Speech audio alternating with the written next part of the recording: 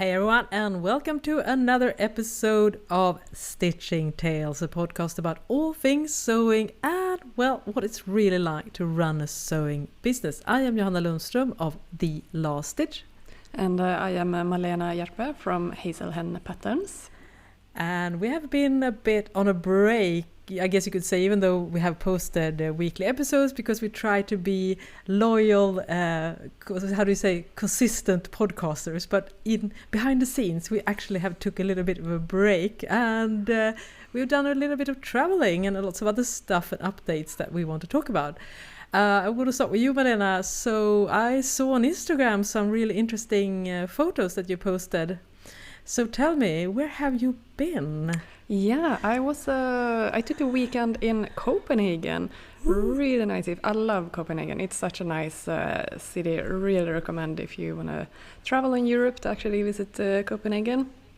But it was actually a business trip, ish, kinda. It was. I don't know, maybe a year ago joined like a global network called, let's see if I can say this correctly now, EICDE. It's like a network of pattern makers. Wow. Amazing, right? So it's like professional pattern makers, and then there are like divided into like different chapters, I think they call it, like they have like North American chapter, and I'm then in the Nordic chapter, of course, and they have like meetings like twice a year ish, and this is the first time I've actually been able to join a meetup, and it was in Copenhagen this time. So it was obviously a lot of people from Denmark, but mostly I would say Swedish people. There were about, I think it was like 45-50 participants there. And I went there without knowing anyone else who was going to go there, and like social anxiety. Am I going to be able to talk to anyone? Am I going to meet any nice people? But I mean, it's a small world, and the fashion business even smaller, and pattern making people, I mean, they're not. Yeah, I actually met, I think it was like 4 or 5 former colleagues that I've either worked with or like they have been in a different department, but you know, you meet them in meetings and stuff. So yeah, I met a couple of colleagues there. So it was super nice just to catch up and talk, and also to hear what everyone is saying, working on, and meeting other people from other companies as well, and just like hearing how they are working, and because you are in your own little bubble, and it's just so interesting to hear how other people do it, basically. And so on Friday it was a 1.5 day meetup. So on Friday we went to the Royal Theatre, had a tour in the actual theater, and then also in their costume design department atelier. Wow. And oh my god, I want to be a costume designer now, or seamstress, tailor. It was just so pretty. I'm definitely gonna share some pictures on it on Instagram.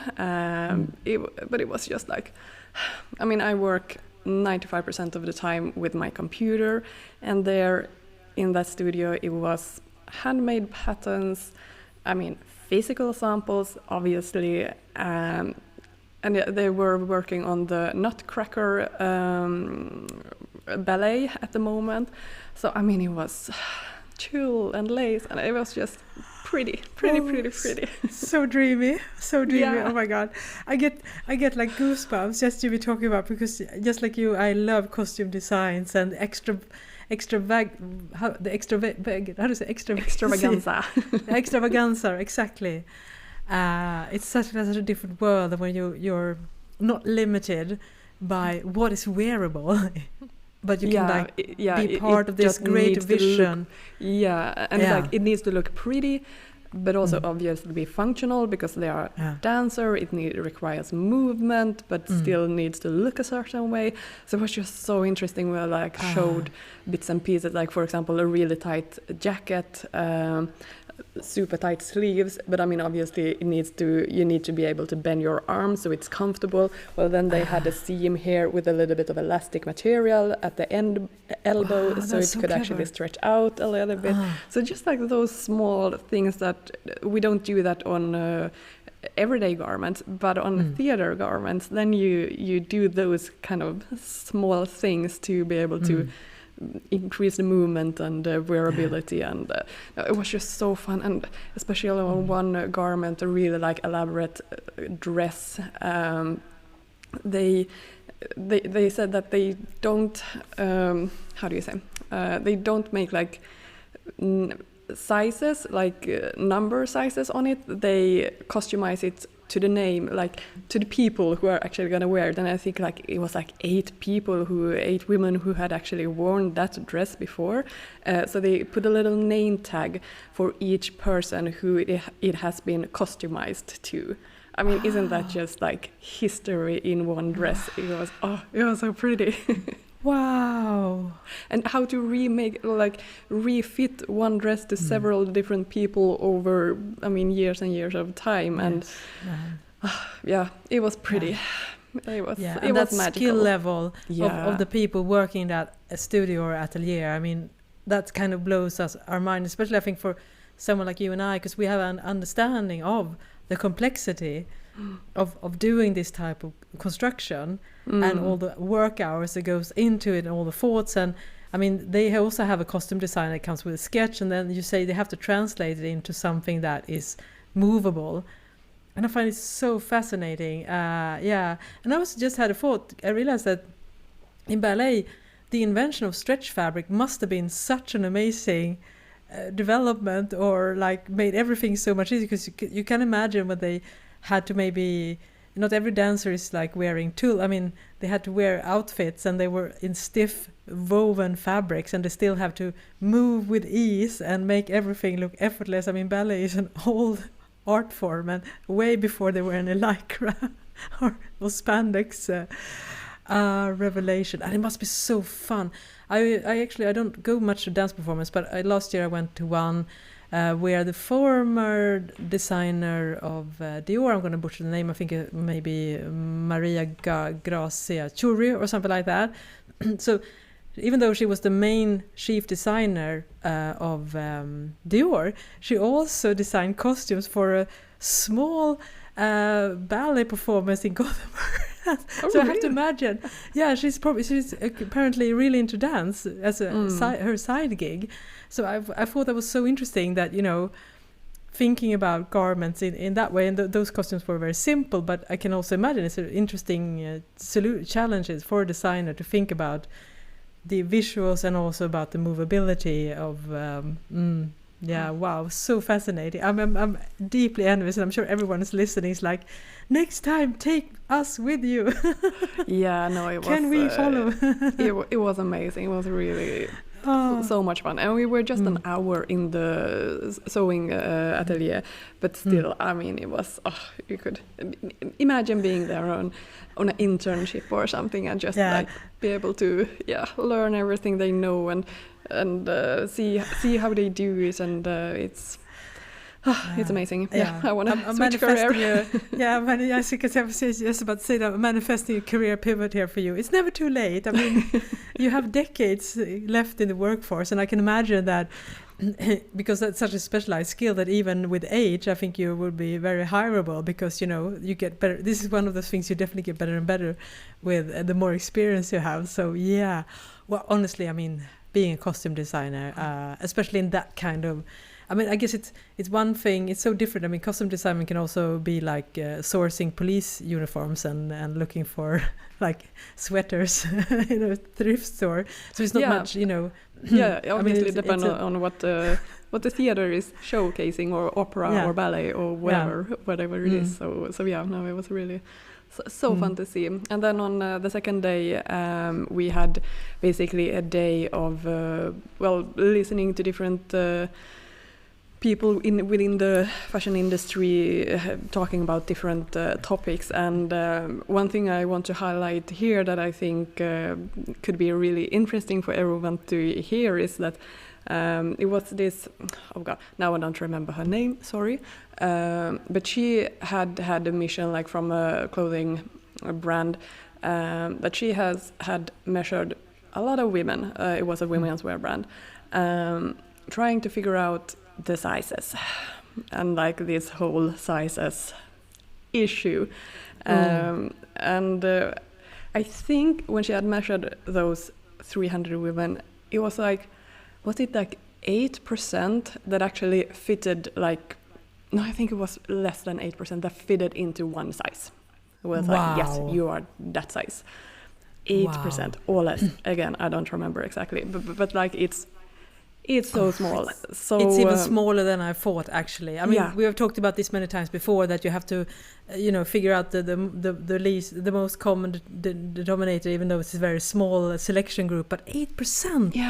Yeah, and so if you at home think that it's so difficult to find the right size for me, we know it's an issue. We validate you. You are correct. It's so few people that actually fit into one size, like straight off. And now I don't remember how many measurements she actually took, if it was just weight, seat, or if it was height as well. I don't remember really. But and chest probably, I would assume. Yeah, obviously. I mean, basically the width, the most important width measurements that usually are on the website of a clothing company. But so she started looking into then different body shapes, and how can a clothing brand then accommodate that women are so different, the body shapes are so different. And she mapped out, basically she could like group most of these women into, I think it was 13 different body types or body shapes, and then if you would specialize into, was it like 3 or 5 of these specific shapes, you would actually reach so much more women. It would be so much easier for women in general to find a better fit for your specific body, not just measurements, because we talked a lot about that you can have measurements, but then you have different shapes, like where is the width placed on your body, basically. And it was just so fascinating that she had taken all this time. She had been sitting in the basically fitting room in the store and like talking to customers for like so many weeks, actually, and just hearing what are people talking about, how do they experience the fit and everything. It was like so fascinating to hear. So I want to share this to everyone now and say that we are working on it, we are all working on it. We don't have a solution how to fix, how to do this, how to make the fit, how to make the sizes so it includes as many people as possible in the best way. It's a really difficult issue to solve, because the way they had solved it or like worked with it is like, then they split up their garment groups and made like, okay, so we have 5 trousers, then we have some trousers are made for this specific body shape, some this model of this trouser is made for that specific body shape. But then it's also like, but how do you, if a customer has difficult to know your size, how do you know which body shape you are even? So you need to figure out that as well. So it was just so interesting to hear, and you know, when you get so specific, nerdy about a subject, and the whole room is like, we know how we're gonna figure this one out. We don't know. We all like, everyone is like scratching their head and it's like, how should we do it? Like, should we have 5 different body blocks? But again, how do you communicate to customers which should you choose? How do the customers then know what kind of body shape they have? And also, like, how to communicate about that? Because this, I mean, there has been this, you know, using quotation marks now, hourglass shape. apple shape, pear shape. But how nice is it that to, it's like, oh yeah, I'm a pear shape. What does that do to your self-esteem, talking about your body in that kind of a sense? Like, it's an ongoing process. So I just want to say that, yes, everyone struggles with this, how to fit as many body shapes as possible. We don't really know how to figure it out. But we know about it. Like, we know it's an issue. We hear you.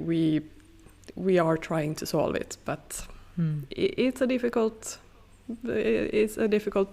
how to say, problem to solve, unfortunately.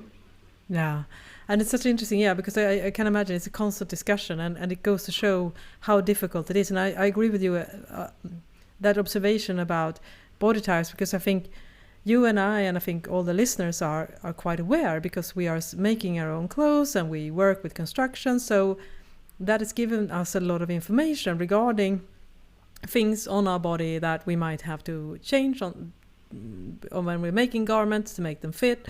But I think the general population have no idea, really. I mean, they would not understand like lingo, like a full bust adjustment. I mean, they only know that they have problems when they're trying to fit on a t-shirt, for instance, or something like that.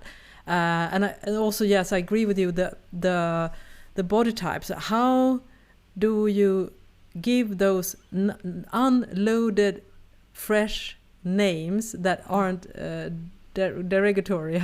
Sorry, I can't blank words. I haven't spoken English now in a few weeks. And that you feel like minimized, or that someone puts a label on you.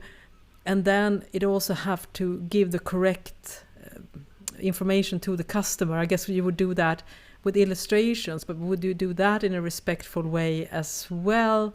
I mean, it's such an interesting, and I'm super curious about the business model, because I love the ambitious take on this, and all the pre-work that they have to do before they even start to, and also because of you deal with different body types, then you have to produce lesser amount of pants, for instance, because if you, on the other hand, you would probably get a more loyal customer. I guess you see the problem, because if you say that we're dealing with one size, so then we can order 500 pants in one order. But if you have 3 different pants, then maybe you can only order a couple of hundreds, and then that means it's more expensive from the factory that you're ordering from. So it's like... No, I mean, the solution they had for all that they were working on was that, for example, if they before had 5 trousers in their collections that were... all of them used the same basic block as a starting point, so the fit is basically the same. I mean, the silhouette might be really different, of course, but it had the same body in mind, had the same starting point, basically. But then they shifted and had, I don't remember if they were 3 or 5 different body blocks that they had, like the different body shapes, basically. So they still had 5 trousers in their collections, but the first trousers, that was targeted towards one specific body, the other one towards another, the third one to another again. So one trousers were not made for everybody. One trousers were designed for a specific body type. So, but then again, if I have a specific body type, then I can maybe only fit just 1 or 2 of those trousers were going to fit me well. But how do I know, as a customer, how do I know that? Especially if you're working with a lot of fashion brands. I mean, they work a lot with direct to customer, meaning that they sell online, basically. And she talked about that a lot. I mean, there are so many, this is a huge issue in the business, that there are so many returns on online shopping. And it is also really difficult to know. I mean, the customer is buying 3 garments or same garment, 3 different sizes, and then returns maybe 3 even, but mostly 2 of them, and they give feedback that one is too small, but it was a size too small, and one size is too big, it was the bigger size. So if they even found a sample that fitted them nicely. So this whole return issue, everyone is struggling with it. I mean, it needs to. It's such a huge cost for all the companies, and also, I mean, environmental friendly. It's not good to send the packages like. It just creates so much more logistics issues. So yeah, this is an issue. It's a problem for all brands, but how to solve it? That's we don't know yet. Everyone seems to be struggling with the same issue, which is also a little bit like, oh, okay, good. It's not just me who have issues with it. It's apparently, I mean, I kind of knew that, but it's apparently everyone. So yeah. At least that's some comforting. That's very comforting to hear. And I think that's also because something I thought about in my own brand as well a little bit, that should I, try to be more like, because I think we all design for certain body types. I mean, subconsciously, as you say, even though the measurements may be the same. For instance, all my garments have a little bit extra ease around the tummy area because that's how I need to be. So basically I'm designing for my own body type, and also because I design towards an age bracket where usually the tummy is a little bit fuller. So I think about that a lot when I design my patterns, that nothing should be tight around the tummy area.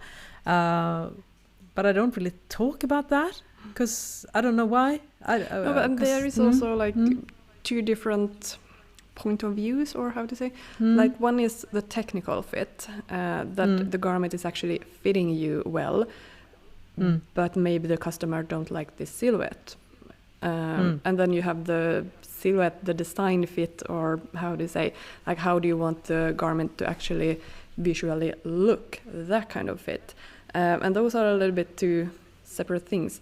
Even though a garment might fit you well, I mean, it's perfect technical fit, but the customer just don't like that kind of a silhouette. Right. So then it's not a good match either.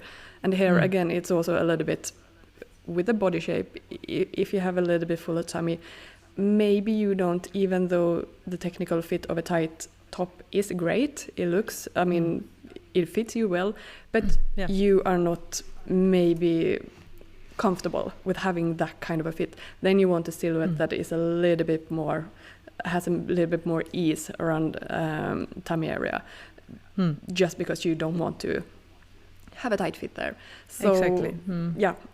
Then there are two things also we need to take in consideration: technical fit and design fit. True. And maybe you need to work with your silhouette here as well. For example, I mean, many years ago, when I was working at the department, and pencil skirts were so trendy, and we had just pencil skirts. I mean, so many different types of pencil skirts. But then it's also like, well, then you're serving one customer. Like, yeah, it's on trend right now. So of course, a lot of people wanted it.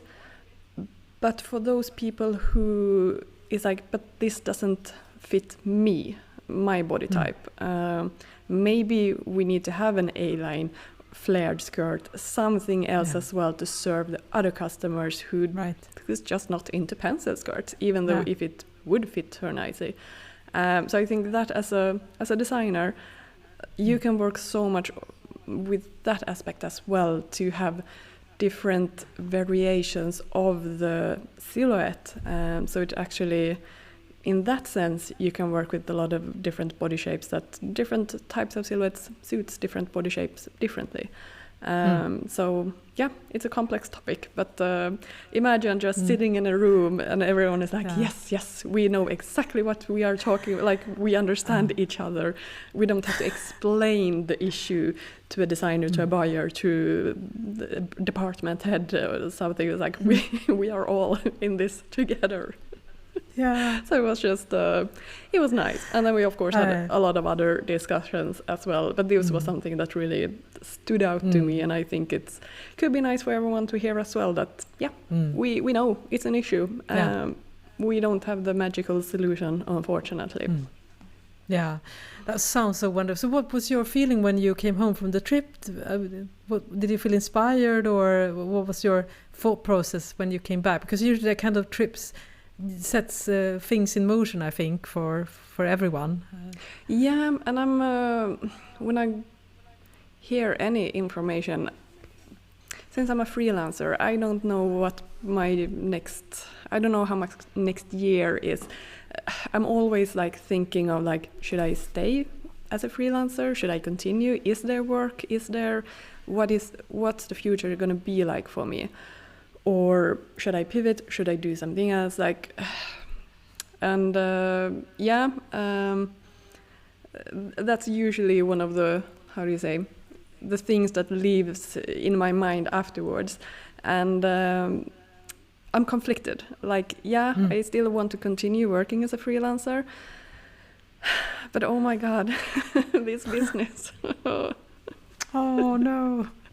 It's it's. I guess you had a lot of those conversations as well with your colleagues when they talked about their situation and You also talked a little about AI and the future for pattern makers. Is AI gonna take our jobs?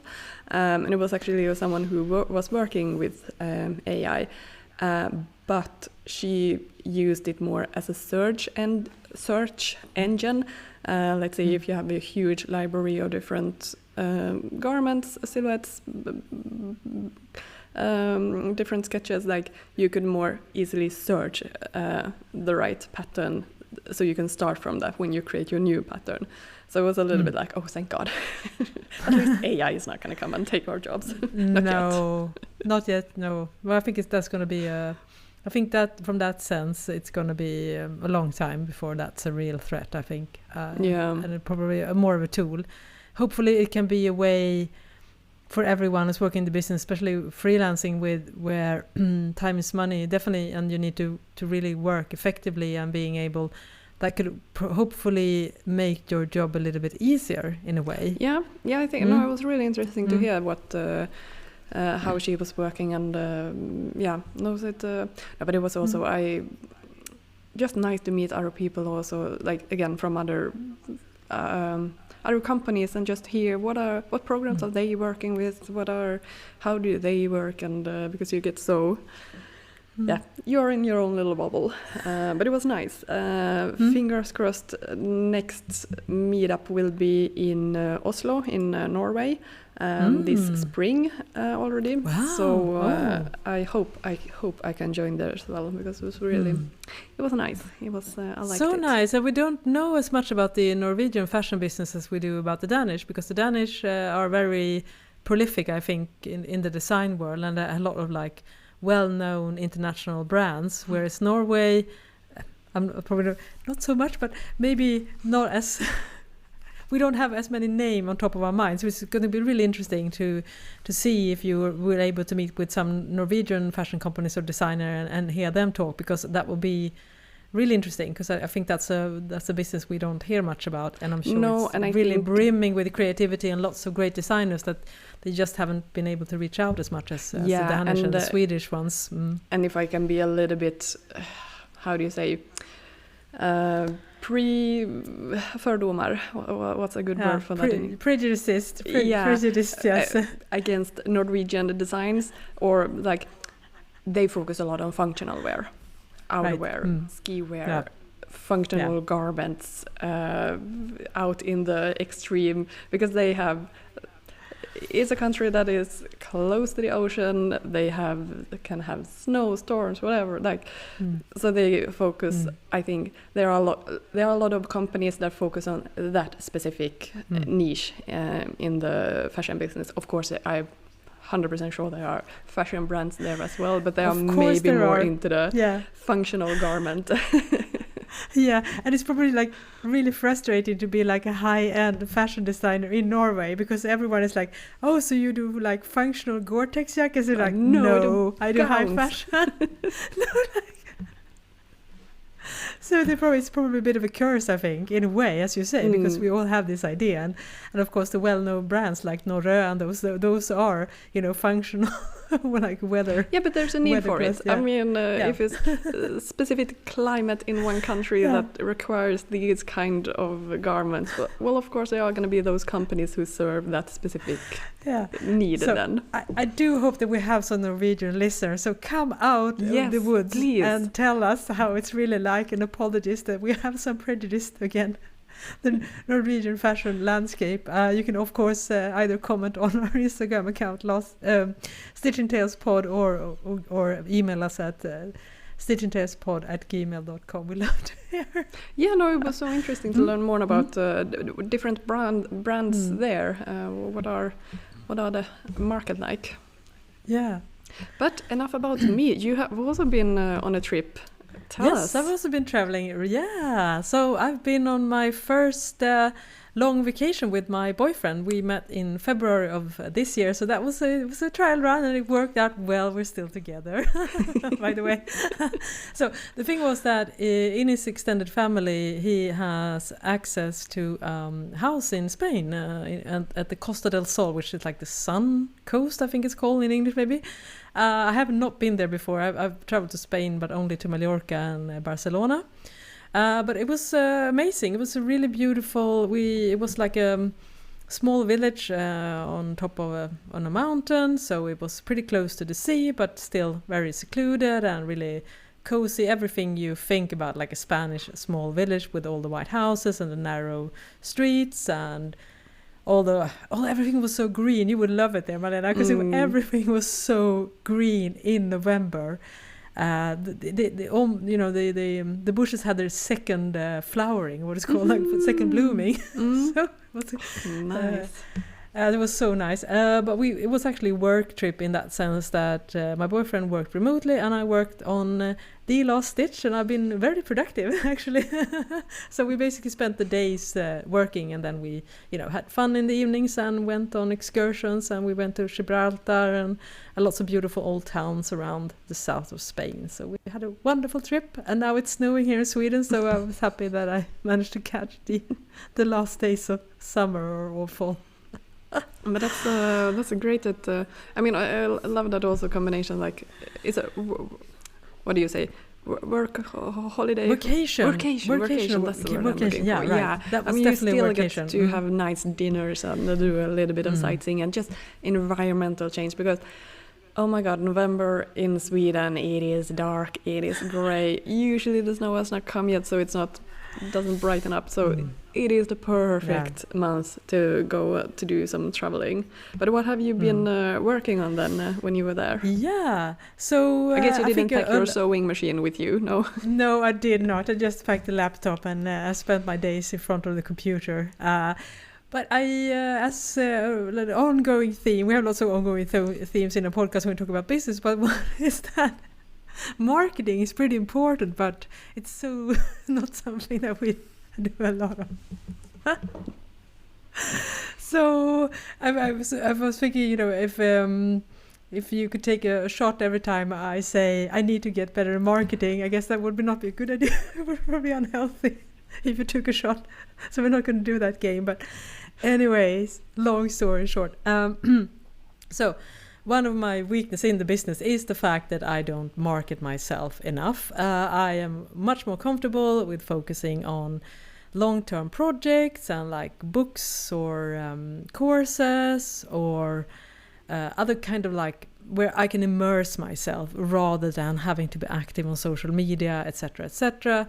And of course also I think, which I think a lot of people can relate to, it is an uncomfortable position to put yourself out there and say, hey, my stuff is great, buy them. I mean, I'm simplifying here, but it is a little bit, especially when you're so close to your own brand, so it becomes really personal and a little bit uncomfortable. So, but I knew going into this season where I'm now full time, I mean, I don't have the luxury of like, maybe we were good for market. I mean, the money has to come in if I'm going to be able to sustain this. So I definitely need to start working on it. So I had a few goals, and one of the things is to get even better with emails, which I have pretty done consistently, but I've done even more now.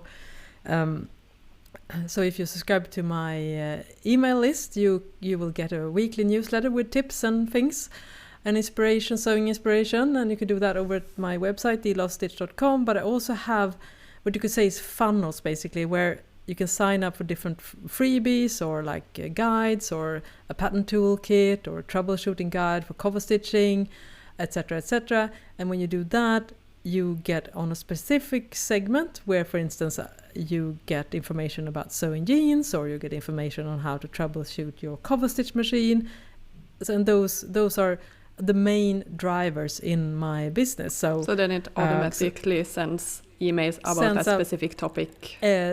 Exactly. And the good thing is that I have these in my newsletter software, the MailerLite, so I can segment those. So if I want to talk about jeans, I can do it, of course, to everyone, but I can also choose it to do to that specific, which I have about 4,000 people that have signed up for the jeans content, and I have about 4,000 people that have signed up for my cover stitch content.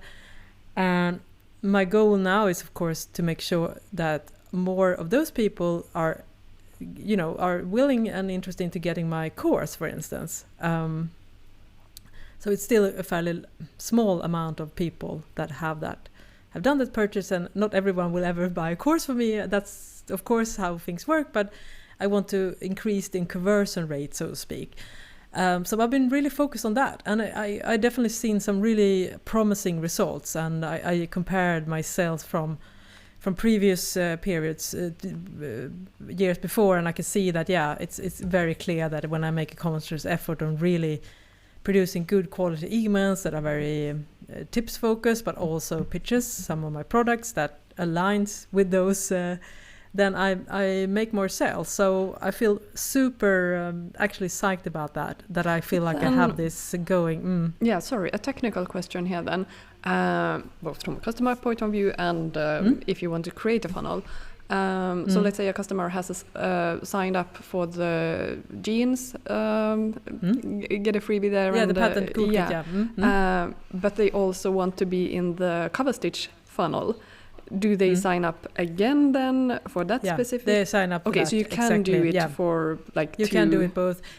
Yeah, so I have some that are overlapping in both groups, and that's my main problem here from a technical perspective, is that I don't want to email overlapping, so I try to send them on different days, for instance, so I don't send the jeans newsletter at the same day as the cover stitch newsletter.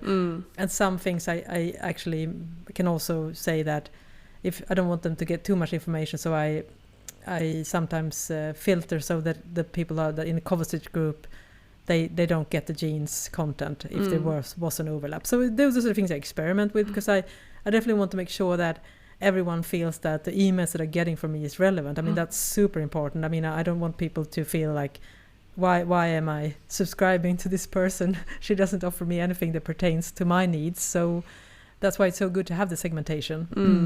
I totally understand that. And whenever you buy something online, it's like, oh no, now I'm gonna be in their newsletters and get spammed in the beginning, I feel sometimes.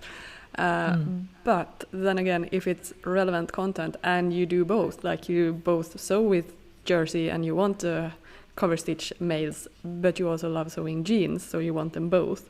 That's still possible then. But you need to sign up for both, basically. Yeah, exactly. So there are basically just two ways of doing it. One, you can probably see sometimes when you sign up to a newsletter, you can also pick what type of topics you want to be served with. So that's another option we could add in our newsletter provider. But to me, I'm still just one person, and I'm not really able to targeting all the kind of different. So I have two like distinct funnels where I have books and courses, and those are the one that I work with the most.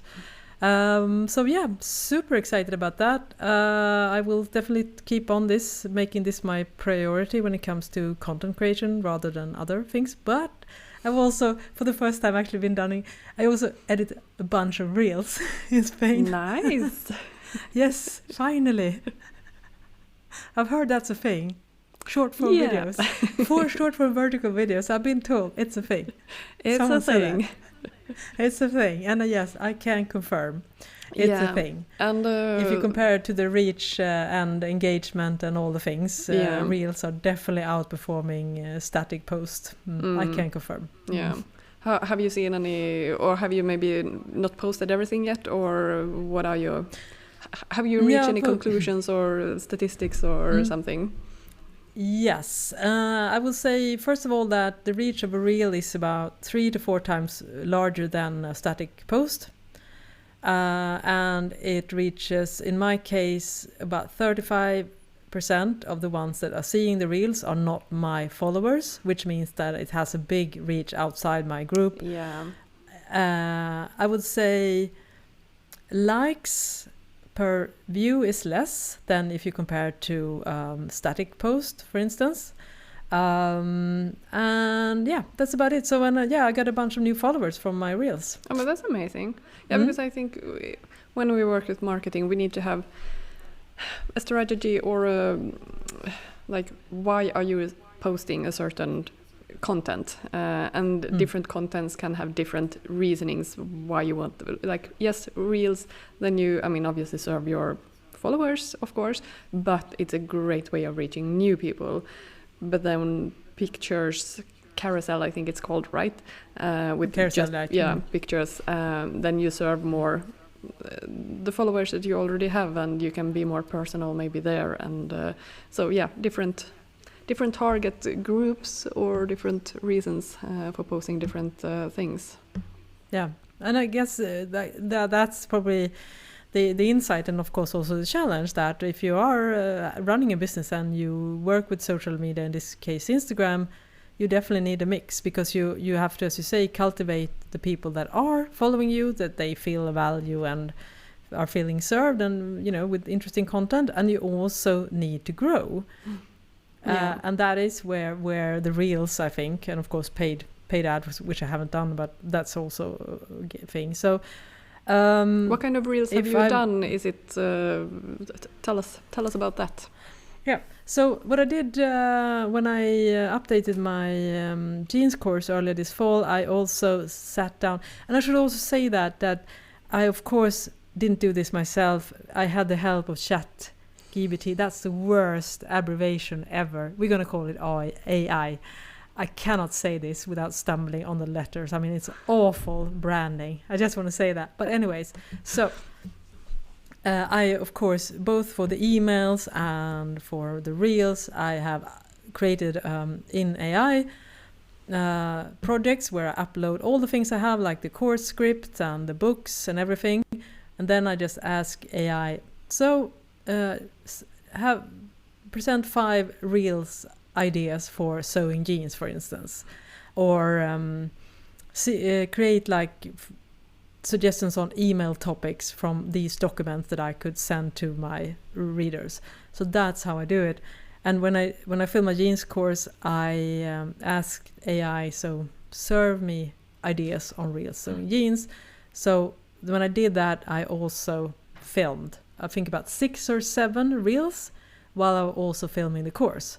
And it was so nice because AI helped me just so I was like, okay, I just know what I need to do here. I need to talk about this topic. So that's what I did. So again, I as we talked about previously, I kind of feel a little bit thorn, because if I go on the sewing Instagram, I'm not bombarded with great tutorials when it comes to reels. I'm mostly exposed to funny videos, point of view if you're fill in the blanks. So I'm not like saying, wow, that's a great tutorial, but I have not done a point of view video yet.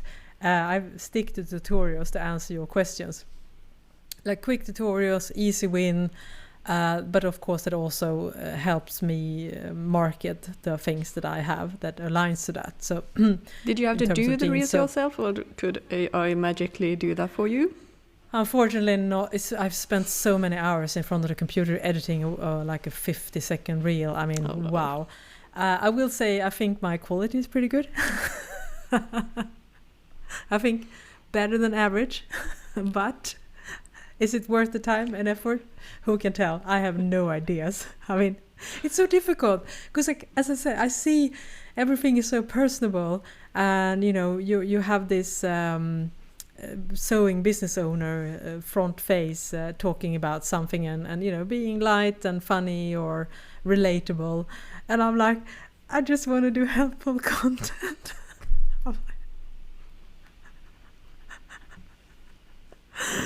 It's a struggle.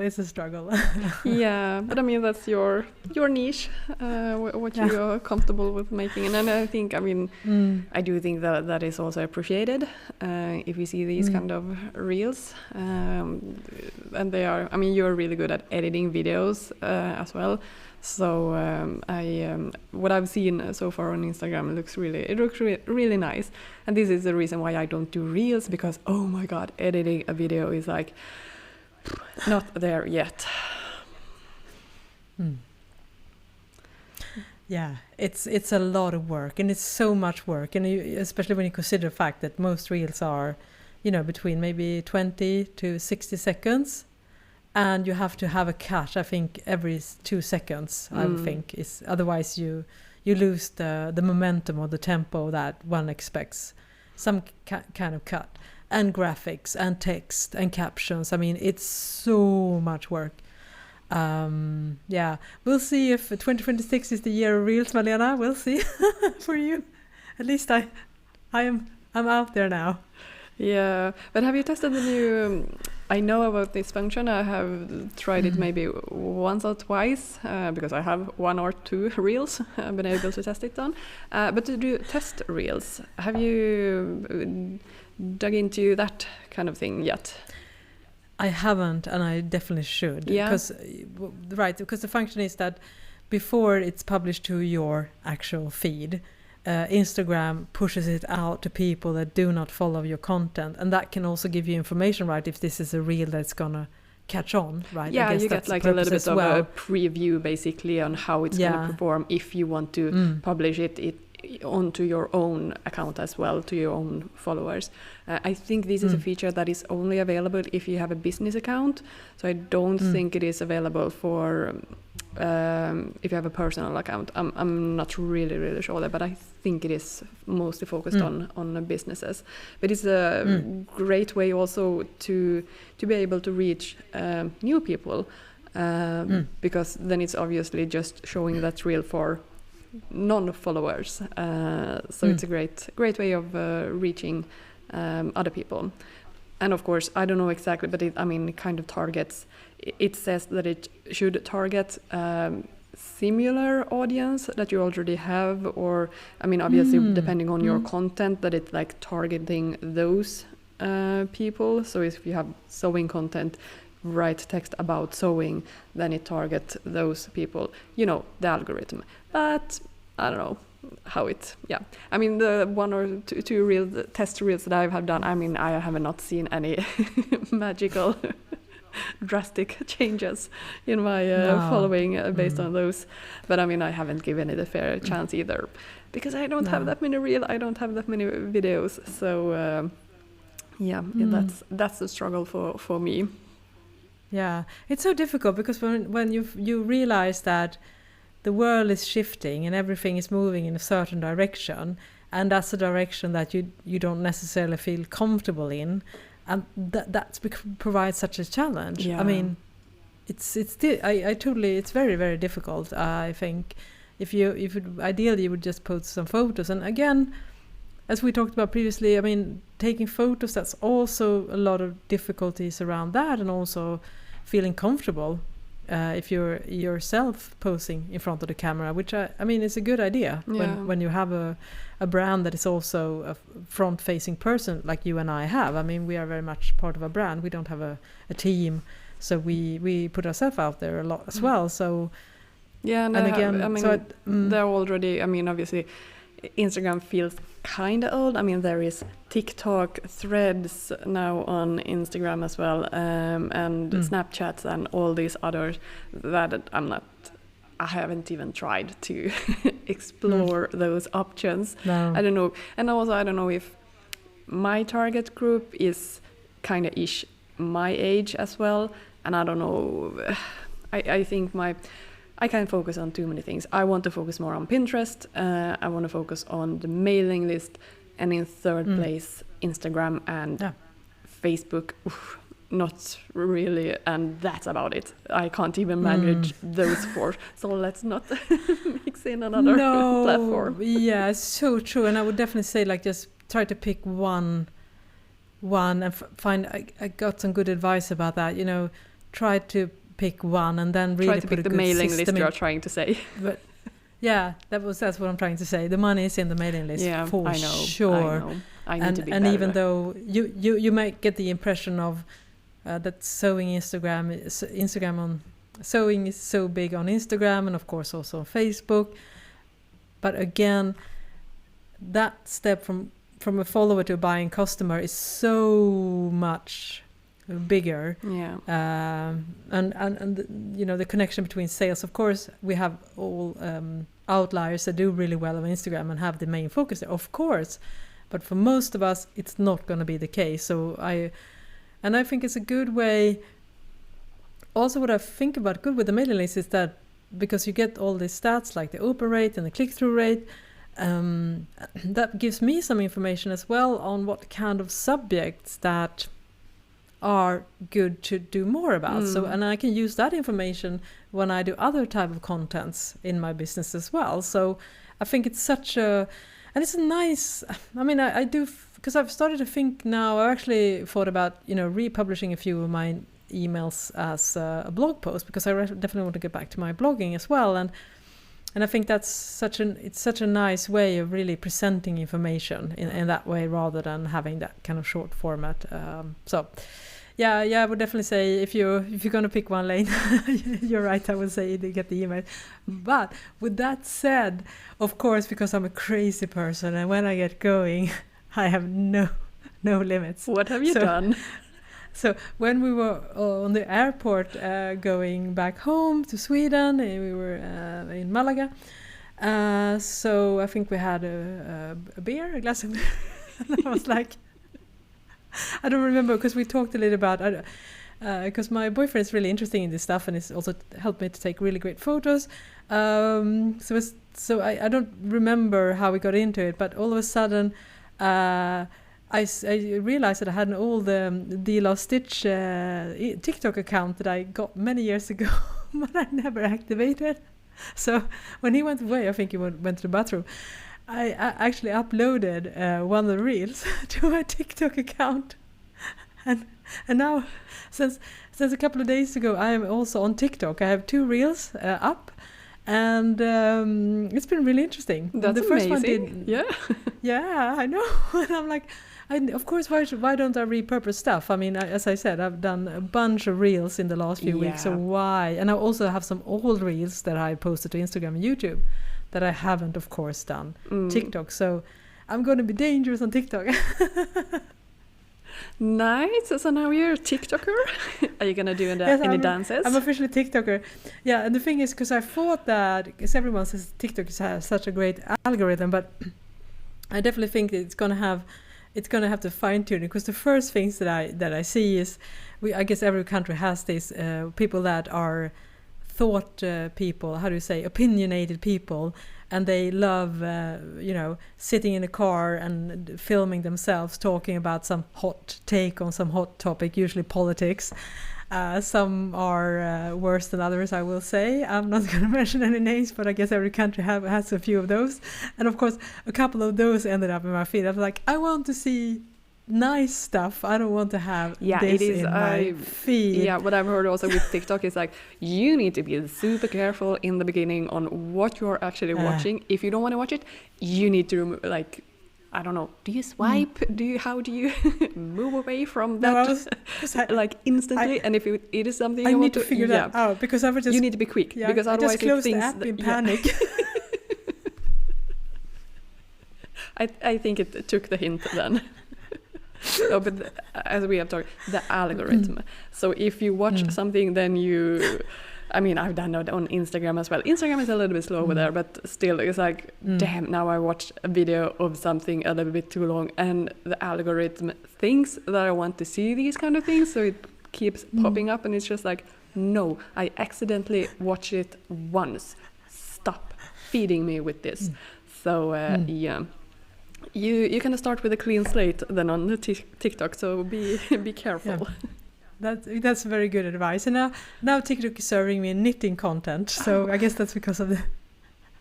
It's like, no, Fit for Knits was not supposed to be a knitting book. It's sewing. Yes, I know. It keeps on haunting me. I guess it's the stitch also in the name, the last stitch. I guess that's why too. Or even better, so I was frustrated about that. But then I thought maybe sewing is a little bit underserved compared to knitting. So I saw a very tiny gap in the market, and I'm going to go full force. We'll see. We're definitely going to talk more about that in a future episode, my TikTok experiment. But the first one got stuck at 99 views. I'm like, dang, I want to go 100. And the second video I posted, that got over 500 views. So I think that was pretty good. 5 times more for being an absolute nobody on TikTok. So yeah. Cool. Yeah, we'll see if you break it in TikTok. Yes. And before we end this episode, we have a new segment as well, which is, speaking of Stitch, it's a new segment called Stitch and Tell. Because we do have an email address that we sometimes talk about, but we don't get a large amount of email. And also, I stopped checking the email. I mean, bad, so I feel awful. And then we got some really great emails. I'm sorry. So now we're going to do better, or I am going to do better. Don't blame Malena, it's just me. I'm sorry, I'm trying to. But anyways, we got some really lovely emails. So we thought we could do this to end when we get some nice emails, and to do a little read-up from our listeners who took the time to email us. So I have one email in today's Stitch and Tell, and I'm going to pick it up now. And I love that this email starts with, this is from Rachel. Sorry, Rachel, that I took forever to answer this email. But hi, and Rachel starts the email with, I'm sending you an email because you said nobody ever uses the email address. Thank you, Rachel. And this is, that's sweet. Thank you, Rachel, and I'm so sorry because we should try to do better. It's so much. Anyways, this is an email which we talked about in our fall 2025 episode, which was a really popular episode where we talked about fall trends. And we talked about the thing about being oversized, and I am one of those people that are quite short and don't feel comfortable in oversized clothing. But Rachel has figured this thing out, and she wants to share it to us. So I'm going to read the email now. Yes. I'm short too, 5'2" to be specific, and something I learned that helped me figure out how to sew oversized or baggy clothes that didn't look ridiculous was all about proportion. And there's a style guru, which I'm not familiar with, but I guess you should check this person out. Ithaca Maven, she has a Substack, said that if a pattern is designed to have a 6 inches of ease at the hip, the less body mass area you have, the larger this looks, and the more body mass area, the smaller this looks. So, for larger body mass, be it horizontal or vertical, the ease will wear differently because of the drape and because it's a different percentage of the measurements. So for someone who's 5'8", wearing something with more ease gives them more draping potential. But for someone who doesn't have the same body length, the drape isn't going to look right with the same amount of ease. So, to mitigate this, you can play with the ease of the garment to bring it in and mimic the drape that it's giving on a taller person. And then she gives some numbers here, but basically she said that you have to figure out the percentage here. So for width, if someone has a 36-inch hip, has 8 inches of ease, that's 27% of their hip measurement. But for someone with a 48-inch hip, 8 inches of ease would be only 60% of the hip measurements, and this will end up with a much different look. And that makes a lot of sense, basically, that you have to think, even though you are technically the same length, for instance, it will look very different depending on the percentage. So ease is just not a fixed measurement, I guess. I guess the point of that email. It's a little bit technical, but I hope that I made a decent amount, and definitely we're going to see if we can find that Substack post to link to this again. So basically, if you're a little bit smaller, you definitely need to get a smaller ease, basically, to get the same look. And I guess that's why we feel a little bit off sometimes wearing oversized clothes when we have a smaller frame, either is shorter or... So that was interesting, I felt. Yeah, interesting. Yeah, and as she said, so much also with the proportion. Usually with oversize, if it's also long, I mean, then you really get the feeling that you are drowning in it if you are shorter. So having a little bit more shorter silhouette while still oversized width-wise, that could actually be a really good combo. So it's really finding as she said, the right proportion for you. Exactly. And I guess that one good example is those super trendy, I think the Row and a lot of other companies do that. It's like mega oversized t-shirt. So it basically looks like a nightgown almost. And if you are tall, you can kind of balance that proportion up a little bit. So it looks kind of cool if that's what you're going for.